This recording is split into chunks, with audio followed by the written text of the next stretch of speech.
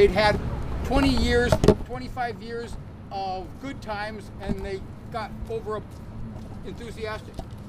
The 2008 crisis that we are still experiencing, I agree that the Fed aided that to come on. But the real reason that this crisis we've had has happened was not the Fed's fault. The real problem was that Congress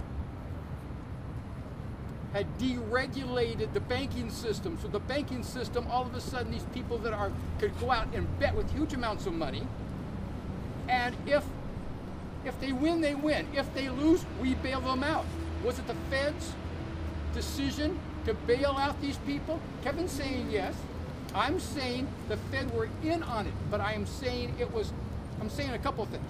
One, it was not their sole decision. It was not even their call, but they were encouraging it. You're right, Kevin, they were encouraging it. But I'm also going to say that if you're going to live within a capitalist system, which I definitely do not want to do, but if you're going to live within a capitalist system, what would have I done? I would have bailed out the banks, but I would have not bailed out the bankers. I would have stabilized the international monetary system. If you hadn't stabilized that, things would have been much worse for many, many very poor people. They would have been much worse off. It would have been even worse than the Great Depression in the 1930s. But I wouldn't have bailed out the bankers. These bankers came away smelling like roses, okay? But who was involved in that bailout? The Republican Party, the Democratic Party, the U.S. Treasury, and the Fed. All these people were, and the U.S. Congress, all these people were complacent and encouraging this. Did the Fed come to the U.S. government and say, please don't do this? Absolutely not.